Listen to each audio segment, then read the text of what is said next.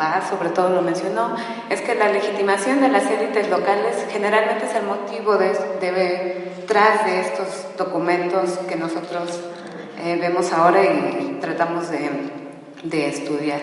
También que hay múltiples respuestas, o hubo múltiples respuestas ante la invasión española y toda la serie de situaciones nuevas que se extendieron durante el periodo colonial, porque no fue como un momento estático, también tuvo sus cambios.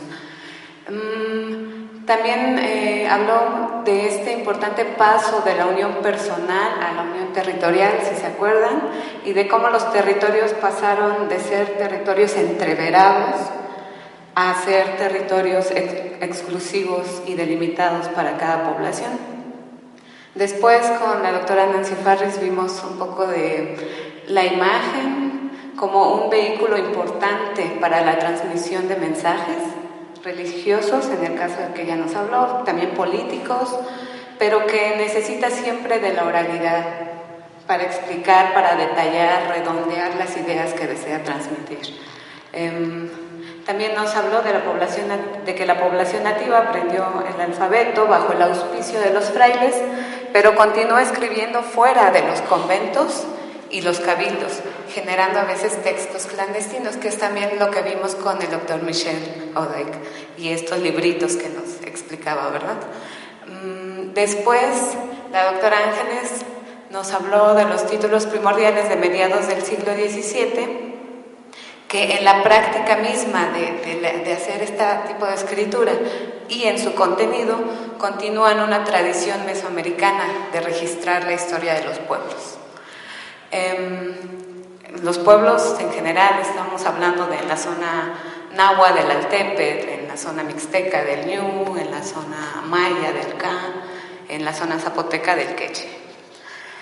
Y finalmente la doctora Ángeles nos mostró el impacto de la conquista, el significado de esta fecha tan importante, 1521, y el efecto dramático que todos estos eventos tuvieron en las poblaciones mesoamericanas. Esto nos va a ayudar a acercarnos a los documentos que les voy a presentar a continuación. Bueno, ya lo mencionaba también la doctora Ángeles, los títulos primordiales es un nombre complicado porque en los pueblos, en las comunidades, se les llama títulos primordiales a todo aquel documento que habla de las tierras y que les ayuda a proteger la posesión de las tierras y defender sus derechos sobre ellas. Esto puede incluir mercedes, reales provisiones, vistas de ojos, testamentos, títulos de composición, otros documentos oficiales elaborados en este periodo, también resoluciones presidenciales ya del México independiente, pero también puede incluir títulos elaborados por algunos falsificadores que también se han encontrado, y también los títulos primordiales que vamos a ver ahora. Ok. Digamos, en el ámbito académico, el término títulos primordiales designa a cierto tipo de documentos coloniales que no son documentos oficiales, no son documentos administrativos hechos por una autoridad legítima, digamos, dentro del contexto colonial, pero tratan sobre las tierras de los pueblos. Estos documentos fueron elaborados por iniciativa de las propias poblaciones indígenas y contienen relatos de acontecimientos históricos locales, a través de los cuales se argumentan los derechos territoriales y, como ya dije, su objetivo es la defensa de las tierras. Esto encaja muy bien para los documentos de los que nos hablaba la doctora Ángeles en su conferencia. Sin embargo, también tenemos títulos primordiales tempranos, entonces es como un resumen. Hablan de la fundación de los pueblos, delimitación de territorio, construcción de la iglesia o elección del santo patrono, el reconocimiento de las autoridades locales, a veces a través del bautizo. Aparece el año 1521 como un año paradigmático, ahora sabemos por qué.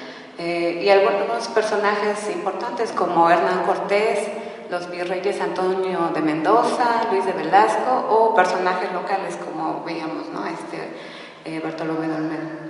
También están escritos en lenguas indígenas y combinan fórmulas de documentos legales de tradición europea con tradición oral y con otras fuentes de tradición mesoamericana. Entonces tiene como muchos lugares de donde nutrirse esta documentación. Aquí les pongo algunos retos de trabajar con estos documentos.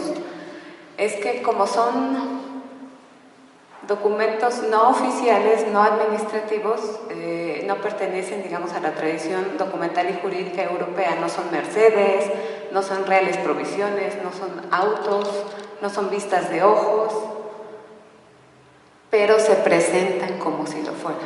Dicen, este es una merced, este es un título, este es un mapa, una pintura, etc. Y otro de los retos que tenemos es que actualmente son utilizados por las poblaciones para defender sus tierras en litigios agrarios. Entonces, hay una cierta presión por parte de los pobladores cuando uno habla de estos temas, de que les digas que son verdaderos, que son útiles.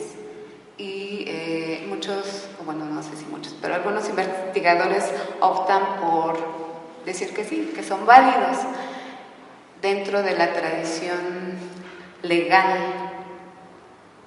cuando sabemos que no lo son, que sí tienen un valor, pero es un valor histórico.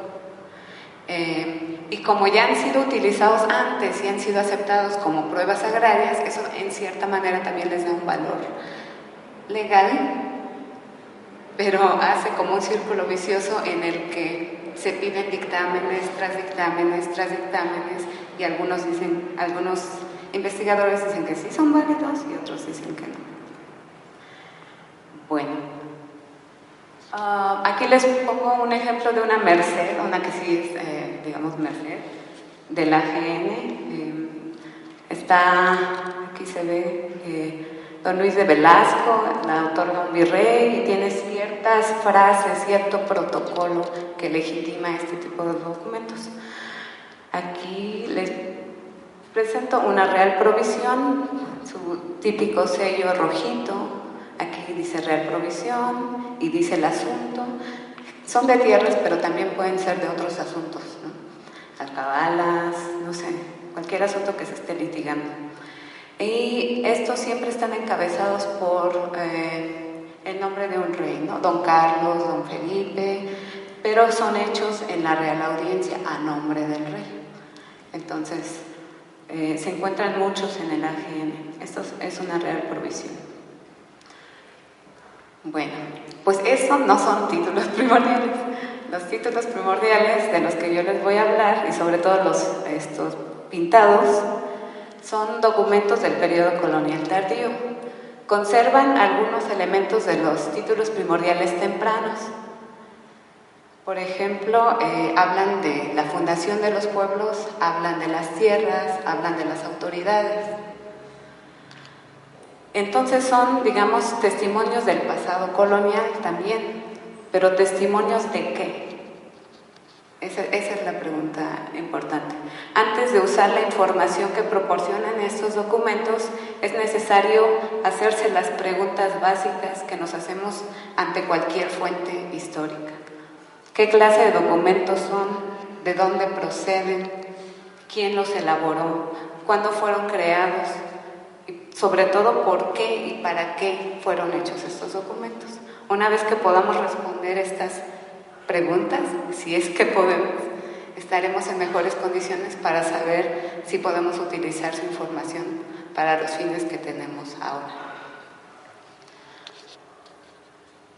Y bueno, aquí les empiezo a presentar los documentos con los que yo he trabajado. Este es el título primordial de Santo Domingo del Valle, ahora se llama Villa Díaz Ordaz, está cerca de Tlacolula. Y como pueden ver, es un título mixto porque tiene texto alfabético y tiene algunas pinturas. Aquí se ve la iglesia con su cruz, está el sol, la luna, se ve como un cuadrito que está dividido en otros cuadritos, ¿no? Pienso que es el pueblo, lo que se conoce como la traza urbana, y aquí se ven unas crucecitas, todo alrededor son las mojoneras. También se ve algo como verde, parece ser un río, y también algunas líneas que salen de este cuadrado hacia distintos lados parecen ser los caminos. Este documento, de todo el corpus que yo trabajé, que eran 10 documentos, este es el único que está escrito en zapoteco. Los demás están escritos en español. Y este documento está en el Archivo General Agrario, ya le falta esta parte de aquí. Y parece que ingresó en el siglo XX, es decir, estaba en la comunidad hasta el siglo XX, que tuvieron problemas y salió de la comunidad. Tenemos aquí el título de San Agustín Etla, está en el AGN, antes estaba en el Archivo General Agrario, igual que este, y parece que también ingresó en el siglo XX. Y podemos ver también una cruz, aquí ya tenemos un águila bicéfala, tenemos la luna, el sol, también tenemos como un cuadradito donde se ven varias construcciones con sus crucecitas, aparentemente son también iglesias. También creo que representan el pueblo y la traza urbana, y tenemos aquí, ya es más visible los ríos, sobre todo en San Agustín, que hay mucha agua, y los caminos que van del centro hacia los distintos lados, ¿no? Esta ya es una copia, y aquí en esta parte de abajo se ve una leyenda donde dice que es una copia ya tardía. El documento original pues no lo tenemos. Este es el título de San Pablo Cuatro Venados. Nuevamente tenemos las construcciones aquí, la cruz, aquí están los cuatro venados, en el bosque. Aquí está la luna, el sol y por supuesto las mojoneras y unos textos. Ahorita vamos a hablar del contenido de estos textos. Aquí tenemos título de San Mateo Calpulalpan. Probablemente muchos de ustedes ya lo conocen porque nos regalaron el artículo que publicó la doctora Ángeles Romero, donde da a conocer este documento y el caso en el que estuvo involucrada la comunidad. Está en el Archivo General del Estado de Oaxaca, ingresó en el siglo XVIII debido a este pleito. Este es el de San Pedro Nexicho, está muy maltratado, es una copia, aquí lo dice abajo también. El estilo ya es diferente, sí se ve que es una copia que se hizo después, pero se ve la iglesia, unas personas que van entrando aquí. Aquí el águila bicéfala, unas banderitas, la cruz, la luna, el sol y los textos y un poco del paisaje también, un río, un caminito, igual aquí. Este es un águila bicéfala, creo que no se ve muy bien, pero aquí está. Y también la traza urbana en este caso, aquí ya no, solo es la iglesia. Y estos ya son como el modelo que vamos a encontrar. Tenemos aquí el santo patrón, este es San Lucas, el título es de San Lucas Chievini, está en el pueblo. El águila bicéfala, sus banderitas, el sol, la luna, y aquí unos personajes que traen unas varas y una banderita también. Los textos los identifican como los caciques del lugar. Igual aquí, una escena muy similar, es el título primordial de San Bernardo Mixtepec. Estaba en el pueblo, ahorita está extraviado, solo tenemos esta foto en blanco y negro. Bueno, de hecho es un negativo de la foto. Título de San Cristóbal Amatlán, en la Sierra Sur. Esta es la copia, el original está más gastado, lo vamos a ver más adelante. Está en el Museo Nacional de Historia, la copia, el original está en el pueblo. Y otra vez vemos a San Cristóbal, ya no tenemos una iglesia, pero tenemos el campanario, tenemos unos leones aquí como parte de, acompañando este escudo del águila bicéfala, con sus banderitas, el sol, la luna, y aquí una escena donde están los caciques del pueblo que están ante aparentemente el virrey, según los textos que están ahí, el virrey Don Luis de Velasco. El título de Sola de Vega, Aquí está San Miguel, o bueno, estaba. El sol, la luna, águila bicéfala y caciques. Aquí ya no tenemos paisaje, aquí el paisaje se está perdiendo, pero todavía hay un poco. Y finalmente el título de Santa María Huatulco. Este es un cuadernito, ya no es como un panel. Algunos de los otros documentos, aunque son paneles, vienen acompañados por cuadernitos, entonces no es raro que después haya una transición, digamos, a los cuadernillos. Y tenemos entonces escenas separadas con águilas bicéfalas, otra vez los caciques, Santa María, la santa patrona, un campanario y aquí unos pobladores. Y creo que son unos músicos o algo así. Ah, no, aquí están los músicos, acá están. Si los ven, con su tamborcito y su, como, no sé qué es, flautita. Ok, entonces aquí tenemos la ubicación de estos documentos. Aquí estamos nosotros, ahí ellos vienen algunos vienen de la Sierra Juárez, la mayoría viene del valle, que se extiende, digamos, hacia la Sierra Sur, Sola de Vega, San Cristóbal Amatlán y la costa, Huatulco. Todas estas son poblaciones que en el siglo XVIII se consideraban zapotecas. Entonces, eso es el común denominador también de estos documentos. Bueno, y aquí les puse un mapita del Valle de Oaxaca en el periodo colonial, hacia 1600, cómo estaba organizado el valle en cabeceras que tenían varios pueblos sujetos, ¿no? Entonces tenemos cabeceras importantes: Mitla, Teitipac, Tlacolula, Teotitlán, Acuilxóchitl, y algunos de estos títulos vienen de pueblos sujetos. El de San Lucas Schiavini, pues está por acá San Lucas Schiavini, que es sujeto de Teitipac. Santo Domingo del Valle, pues es sujeto de Tlacolula.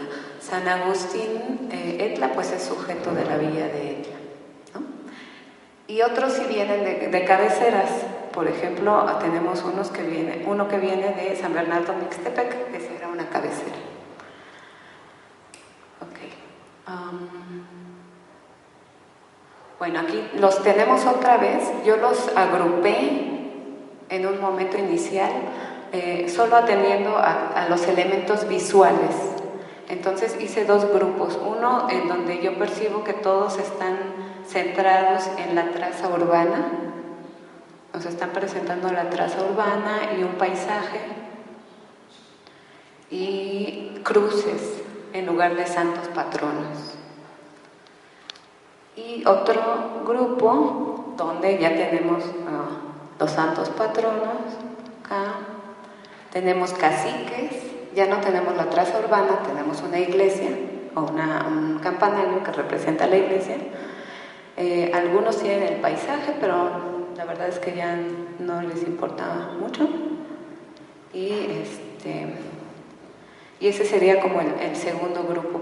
Yo les llamé estilos en algún momento, ahora prefiero decirles como subgrupos. Pero bueno, entonces, ¿cuándo fueron elaborados estos documentos? ¿Cómo saber cuándo fueron elaborados? Pues porque tenemos afortunadamente expedientes que nos dicen. Algunos porque fueron comprados, sabemos que fueron comprados. En 1757 el pueblo de Calpulalpan denunció a un señor llamado Marcos Vicente de Sachila por haberle vendido ese documento porque les había dicho que era su título y descubrieron que no era un título, digamos, oficial y lo denunciaron. Entonces encarcelaron a este señor, por eso sabemos más o menos cuándo se hizo. En otra ocasión, en 1788, en un pleito que tuvo la cabecera de Sola de Vega, bueno, en ese momento San Miguel Sola, contra el barrio de San Ildefonso, los del barrio de San Ildefonso compraron este documento o lo adquirieron en Sachila, también lo dicen, 1788. Algunos fueron presentados ante las autoridades y por eso podemos más o menos deducir cuándo fueron hechos. El de Santo Domingo del Valle, en 1697, se habla de un mapa que presentaron, pero no se describe, entonces puede que sea este mapa. Y ahí se mencionan 3 linderos que aparecen en este mapa. Entonces tal vez usaron este mapa para este pleito. Y es interesante porque todos los demás linderos no concuerdan con ninguna documentación del pueblo, pero esos 3 sí, y son los que pelearon con la hacienda, entonces puede ser que lo usaran para ello. Y fueron añadidos además estos linderos que sí concuerdan. Y luego en 1758, ahí sí sabemos que lo presentaron ante un letrado y le pidieron que les diera un veredicto porque estaban peleando con Tlacolula y querían saber si sus pruebas documentales eran suficientes para ganar el litigio. Y el letrado les dijo, no, este documento no les va a servir. Será muy antiguo y todo, pero por lo mismo que es muy antiguo, ya la información que tiene ya no es apta, entonces no les va a servir. Aquí sí tenemos certeza de que lo presentaron. Y luego en 1799 el pueblo de Huatulco también presentó este documento para defender las salinas de la intención de la corona de monopolizarlas. Y finalmente tenemos las fechas de las copias, que les decía que algunos son copias y tienen la leyenda, entonces tenemos estos años: 1772 para Etla, 1806 para San Pablo Cuatro Venados, 1832 para Nexicho. Entonces básicamente estamos hablando del siglo XVIII, incluso tal vez principios del XIX. ¿De dónde provienen estos documentos? No podemos decir que de sus pueblos de origen, porque sabemos que al menos 2 de ellos fueron comprados en Sachila, ¿no? Pero para responder esta pregunta tenemos que pensar también quién los hizo. Y para saber quién los hizo, tenemos que hacernos tal vez otra pregunta, que es ¿quién aparece en una posición importante en estos documentos? Y si vamos a ver el título de Santo Domingo del Valle, el que aparece como un personaje importante es don Pablo de Aguilar, gobernador de Mitla. Porque el pueblo de Santo Domingo dice que solo tiene un alcalde, entonces no es tan importante como un gobernador. El título de San Pablo Cuatro Venados no menciona nadie que no sea su propio alcalde. El de Etla menciona a un gobernador de San Pablo Etla, pero nadie de su propio pueblo, autoridades. Capulalpan y Nexicho nos dice que el personaje importante es el cacique Lovilana. No sé si hay una tradición, no pude identificar ninguna tradición que hablara de este cacique Lovilana. Y aparte nos habla de unos caciques conquistadores locales, ¿no? Y tenemos 3 documentos, el de Nexicho también, el de Quiaviní y el de Huatulco, que hablan de un personaje muy peculiar, don Juan de Zúñiga y Cortés, con algunas variaciones de apellidos, a veces le ponen otros apellidos adicionales.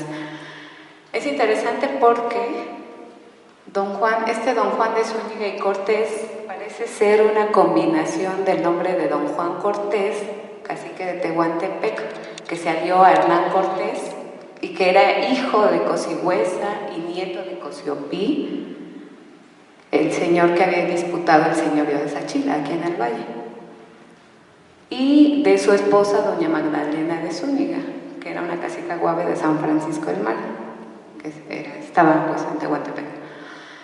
Pero ellos tuvieron solo un hijo, don Felipe Cortés, entonces no puede ser que don Juan de Zúñiga y Cortés sea el hijo de ellos, más bien parece ser como una combinación de estos 2 personajes. Y sabemos que en el siglo XVIII este don Juan de Zúñiga y Cortés apareció en varios litigios de personas que decían que eran herederos de él y sobre todo de las salinas que había en Tehuantepec, les interesaban las salinas de Tehuantepec. Por ejemplo, en 1730 una persona que se llamaba Antonio de Velasco y Moctezuma de Austria, y que decía ser cacique de Jalatlaco, dijo que era su descendiente. Y luego en 1790 Manuel Antonio Velasco Moctezuma de Austria Zúñiga de Guzmán, cacique de Sachila, dijo que era descendiente de este señor. También sabemos, no tenemos bien la fecha, pero siglo XVIII, una familia Vázquez de Chávez, de Sachila, que traza su parentesco también con este, bueno, creo que con este individuo, tal vez no, con el rey de Teozapotlán nada más, a través de un tal Diego Vázquez de Chávez, que estaba casado con la hija del rey de Teozapotlán, doña María Magdalena del Espíritu Santo Zúñiga y Cortés y Velasco de Vázquez Chávez. Sí, suena raro, ¿no? Mucha alcurnia. Aquí están los escudos que presentaron esta gente de la familia Vázquez Chávez de Sachila. Se parece a los títulos primordiales que hemos visto, ¿verdad? Tiene el águila bicéfala, aquí casi no se ve, es una copia en un papel muy delgadito, pero está el águila bicéfala. Tenemos a la luna, el sol, los caciques frente a don Luis de Velasco. ¿Qué fecha es? No está fechado, pero esta copia está en los papeles de Martínez Gracida. Entonces, no tendría una fecha para decir, pero yo digo que entonces es del siglo XVIII también.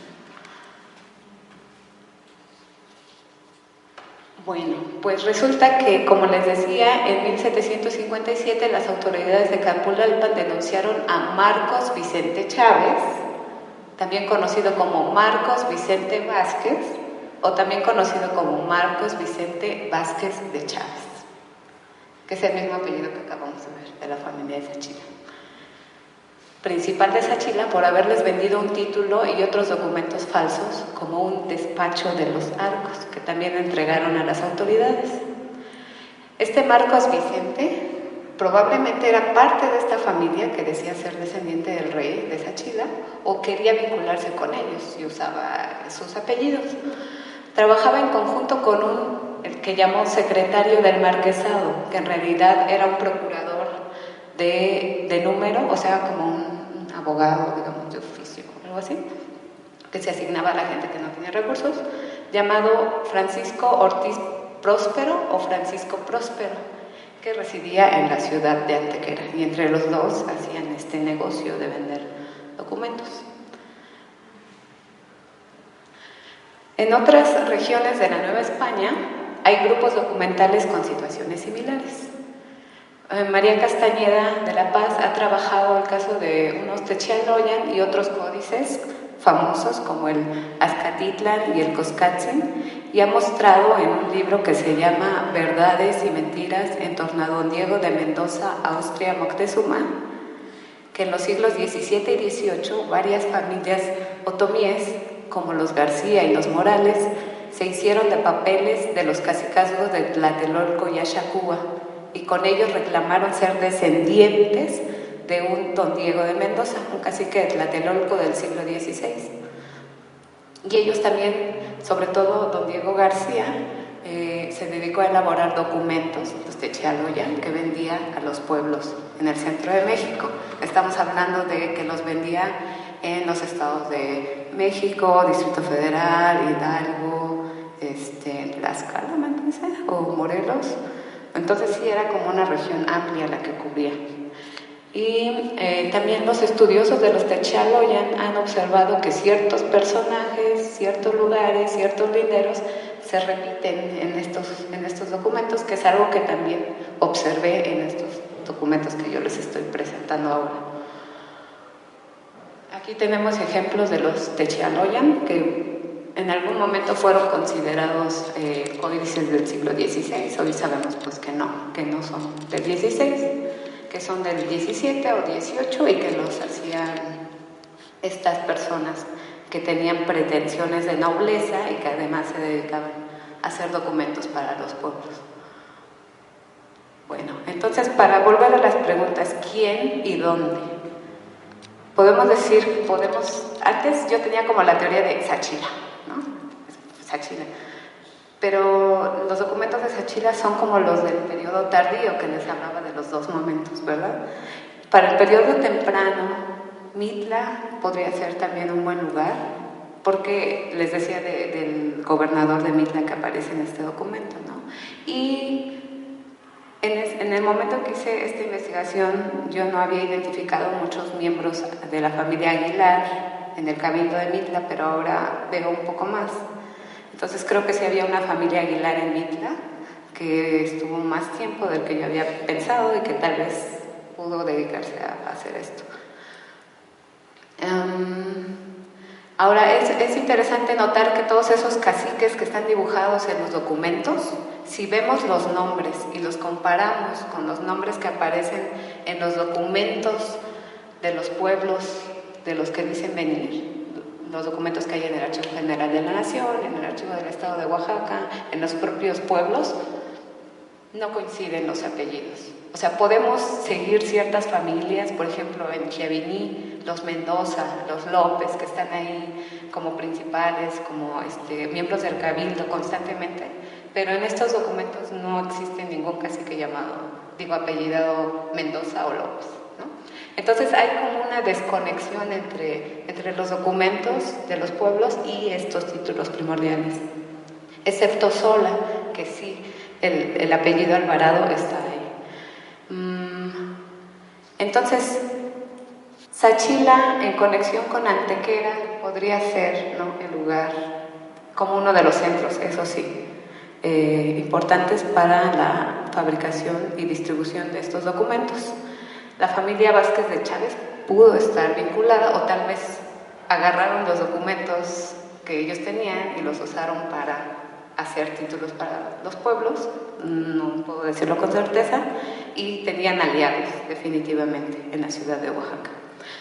Quizás también se hicieron en otras cabeceras de importancia, porque no tengo documentos pictóricos, pero sí textos solo alfabéticos, títulos primordiales alfabéticos, el de Santa María Guelacé, que estudié cuando hice mi tesis de licenciatura, y el de Santa María del Tule, que está online, me parece, lo tiene el Archivo General del Estado de Oaxaca, online. Ahí aparece un personaje validando toda la posesión, que se apellida Pacho, el cacique Pacho, y es de Macuilxóchitl, que es un apellido que sí se encuentra en documentación de Macuilxóchitl. Entonces quizás también fue otro centro. Entonces están aprovechando el prestigio de estas cabeceras y el hecho de que la gente va a estas cabeceras a hacer trámites para quizás ofrecer estos documentos, y los pueblos los están comprando, ¿no? En el caso de Sachila es evidente porque es el principal señorío zapoteca en el valle, ¿no?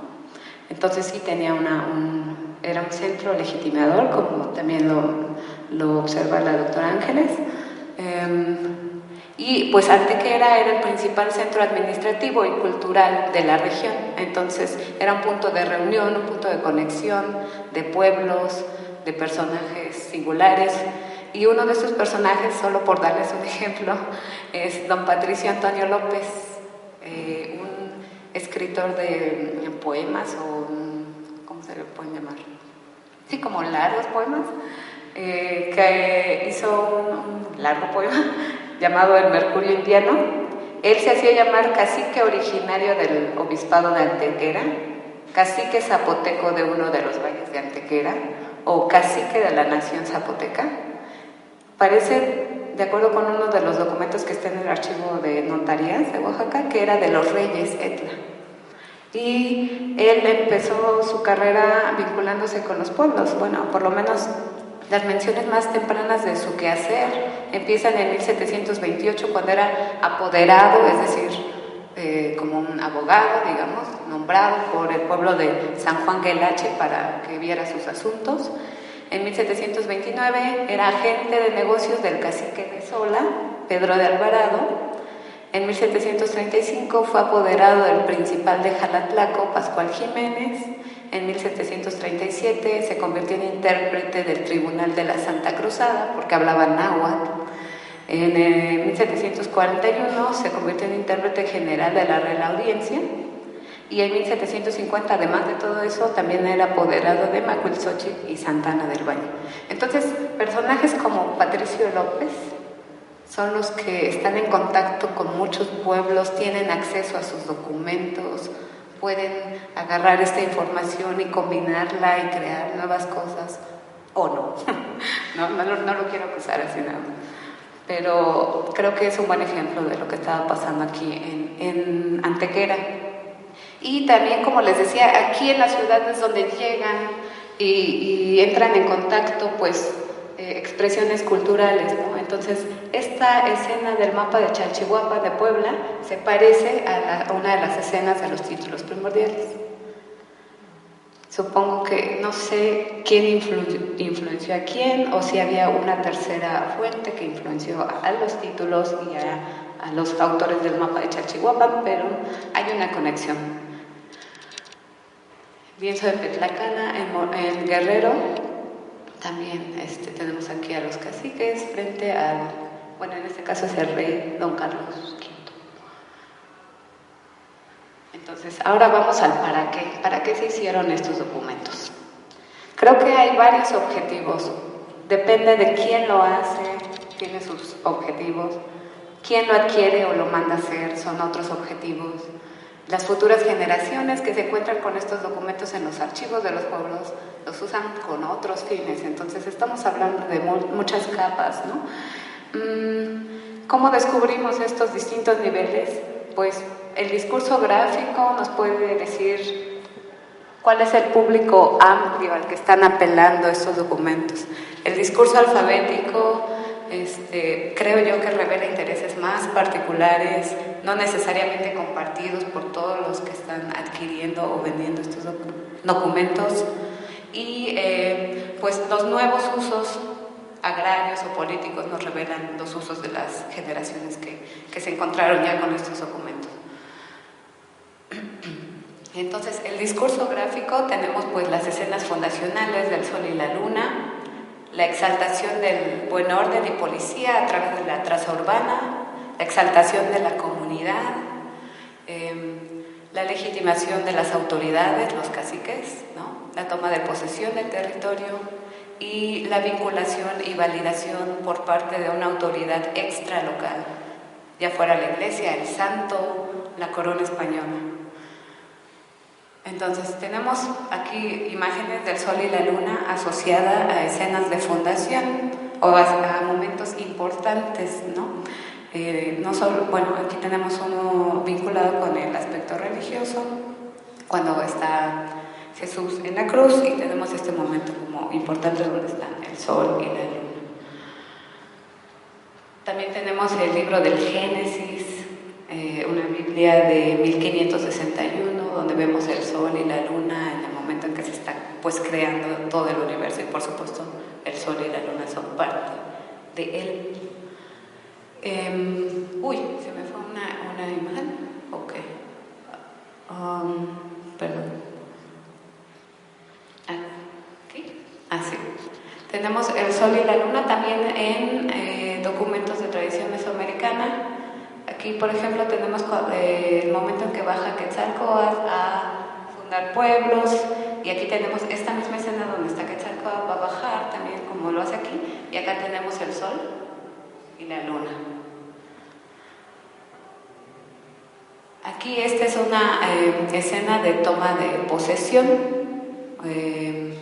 donde tenemos varios elementos relacionados con la fundación de un pueblo, como el fuego nuevo, los rumbos cardinales, algunos sitios que están alrededor, el juego de pelota como un símbolo de civilización, o digamos sí, no quiero que se escuche feo, pero civilización. Y aquí tenemos esta misma escena con el sol y la luna, ¿no?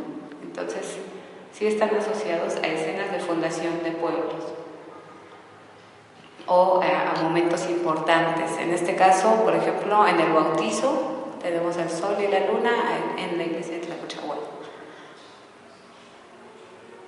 Ahora, la traza urbana, lo que les decía. Aquí tenemos los mapas de Nochistlán e Iztepeji, donde están mostrando del siglo XVI, 1580, década de 1580, están mostrando cómo ellos se apegaron a este modelo español de buen orden y policía. Recuerden que los españoles, como parte de la justificación que tuvieron para mantener el dominio colonial, era que ellos traían el buen orden, la civilización, según ellos, ¿no?, a estos pueblos que no la tenían. Un discurso muy maniqueo, pero bueno. Y llegado al suyo sin que el dicho vicario los viese, ni mandase cosa alguna, ni menos yo, los dichos indios alzaron sus varas, como en su tierra y término, y les quitamos las varas de justicia que habían alzado en nuestra jurisdicción. Y hubo tanto escándalo y sanción que nos dieron que si el Señor no lo proveyera, nos matáramos unos a otros. La importancia de que las varas solo tienen sentido en tu jurisdicción. Si sales de esa jurisdicción, no. Incluso te pueden causar problemas. Bueno, y el águila bicéfala, por supuesto, la representación de la corona española y sobre todo de la dinastía Habsburgo, que era la que gobernaba cuando se empieza la conquista de Mesoamérica, y que está en todos lados, ¿no?, en los papeles, en las iglesias. Ustedes las habrán visto en los famosos espejos de Santa Nacegache, que también venden. En la iglesia de mi pueblo también hay muchos espejitos con águilas bicéfalas, y está presente en varios documentos. Aquí en el lienzo de Tlaxcala está, digamos, legitimando junto con estas autoridades, pues al Altepec, ¿no?, de Tlaxcala y sus autoridades. Bueno, el discurso alfabético. Si comparamos los textos de estos documentos, lo que vamos a encontrar es que muchos de ellos tienen similitudes, como les decía, y que esta información no concuerda con los documentos de los pueblos. Lo que esto nos sugiere, creo yo, es que pues había gente trabajando junta que compartía ciertos documentos y que de ahí sacaba esta información. Tenemos, por ejemplo, referencias a Francisco Flores, que fue un conquistador aquí de Oaxaca, y después corregidor. También tuvo un hijo con el mismo nombre, me parece, entonces como que hubo una continuidad ahí. Tenemos a un Pedro de la Puebla, que no es muy conocido, pero también fue juez aquí en Oaxaca. Y también es importante decir que a veces sí añadieron detalles de la historia local, tal vez en los casos en los que los pueblos les solicitaron que así lo hicieran. Por ejemplo, en el caso de Sola, que les decía que los apellidos sí concuerdan. También en el caso de Huatulco, que hablan de ciertas salinas y sí concuerdan los nombres. Entonces, no es como solo un caso, cada caso era diferente. A veces lo solicitaban los pueblos, a veces se los vendían, y no podemos decir que no tenían información que les interesara. Se ve muy feo, pero este es como una comparación que hice de los títulos para ver en los elementos discursivos qué los diferenciaba o qué los unía. Y de lo que me di cuenta es que de los primeros títulos, los que les decía que tienen la traza urbana y la cruz en lugar del santo, tienen fechas de las fundaciones de los pueblos muy tardías, en los 90, los 80 del siglo XVI. Mientras que los documentos que yo identifico como más tardíos, más elaborados, donde aparecen los caciques, tienen las fechas más tempranas. Lo curioso es que ninguno de ellos dice 1521. ¿Por qué evadían esa fecha? No sé, ¿fue consciente o tal vez todavía no aparece el que dice 1521? No sé.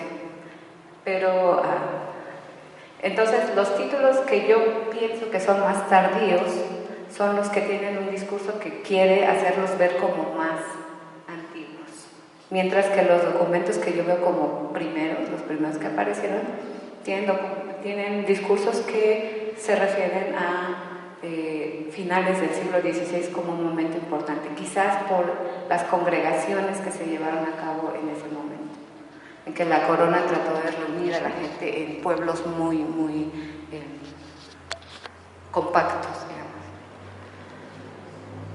Bueno, aquí traigo otros ejemplos para mostrarles cómo algunos linderos que no están en los documentos de los pueblos se repiten en estos documentos. Tierra colorada, pues ¿en qué pueblo no hay una tierra colorada o piedra colorada, ¿no? Entonces le ponían como estos nombres que uno podía decir, sí, en mi pueblo hay una de esas, ¿no? Ocotalhuachi, ese sí es, casi no lo he visto, pero sí aparece repetido. Tani Guía Bichi Chidó, que no sé bien qué significa. Aguasarca, Logosana. Son algunos de los linderos que están apareciendo en estos documentos y que no se encuentran en los documentos de los pueblos. Y bueno, ¿qué más? También unos términos que son interesantes para mí es que como que inventaron sus propios términos para hacer referencia a las composiciones de tierras y le llamaban compartición, compostura o partición, que no son términos que se encuentren en documentos oficiales de la administración española, pero sí aparecen en estos documentos.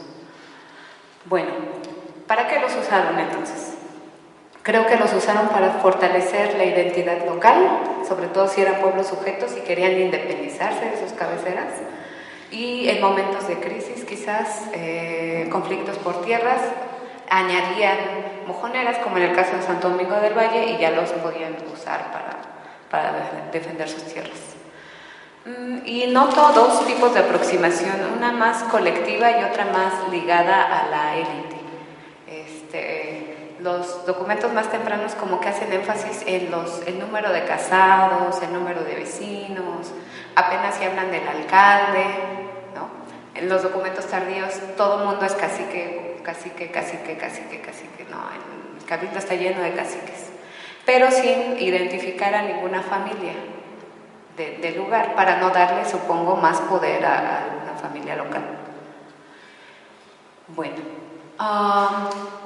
y ya casi para terminar, los nuevos usos que se le dieron y las actualizaciones. Estos documentos pues los compran, los llevan a su pueblo, los guardan y pasa una generación, 2 generaciones, la gente ya dice, ¿esto qué es? Un documento antiguo, como que los linderos no están bien porque no son los que tenemos, vamos a hacer otra copia y le ponemos los linderos que sí son, ¿no?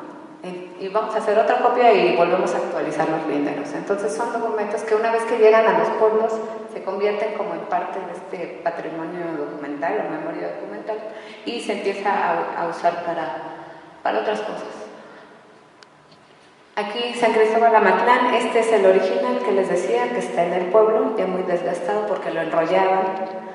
Y aquí está la copia del museo y aquí está otra copia en donde los linderos ya son los linderos del pueblo, no los que estaban acá.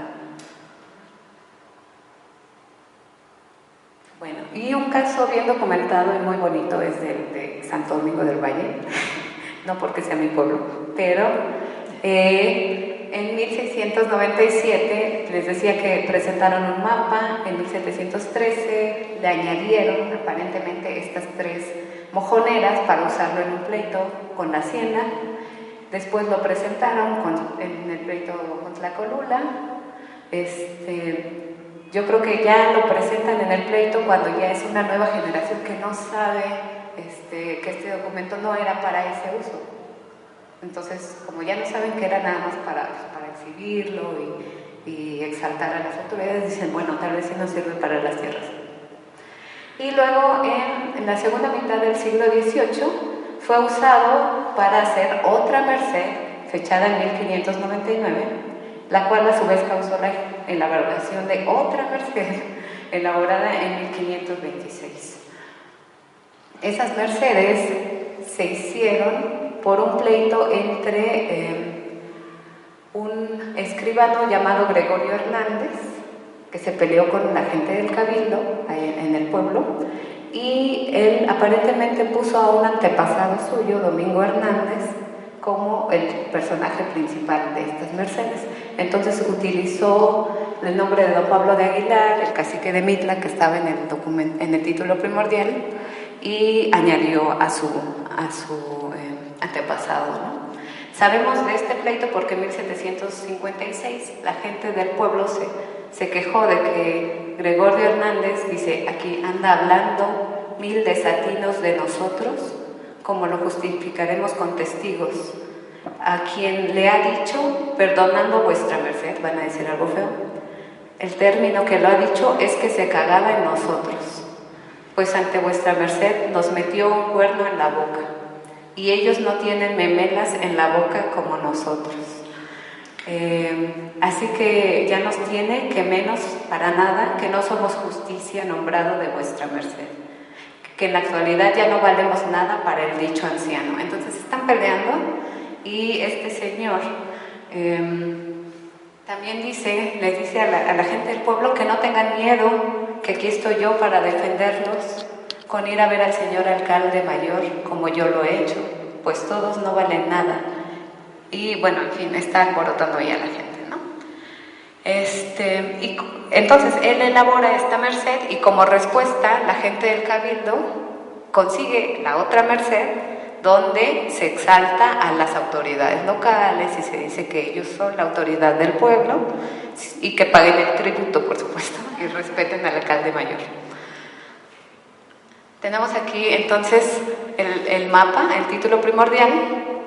Tenemos la merced de 1599, que es la que genera este señor, el escribano, y tenemos aquí la merced con la que le responden los miembros del cabildo. Sí, más antigua además, ¿no? Ajá.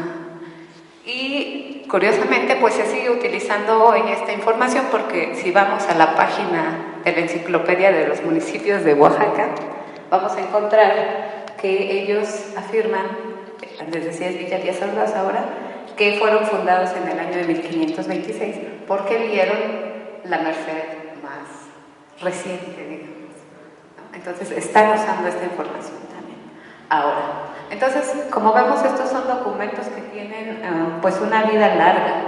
Todavía hoy se usan, se consultan, se valoran y pues el reto de nosotros aquí tenemos el archivo de Sola de Vega, este es San Cristóbal Amatlán, en Miahuatlán. Aquí está el documento original. Esta es una foto de este documento que yo había sacado algunos años antes. Esta es la copia más moderna, que está enmarcada, pero ya la tienen así nada más, en su oficina del comisariado. Y este es el archivo de Sola de Vega, y aquí tienen todos sus documentos. Aquí tenemos 1525, su título, el cuadernito que acompaña al título primordial, ¿no? Entonces lo siguen considerando como de 1525, sabemos que pues no era así, pero ellos lo usan.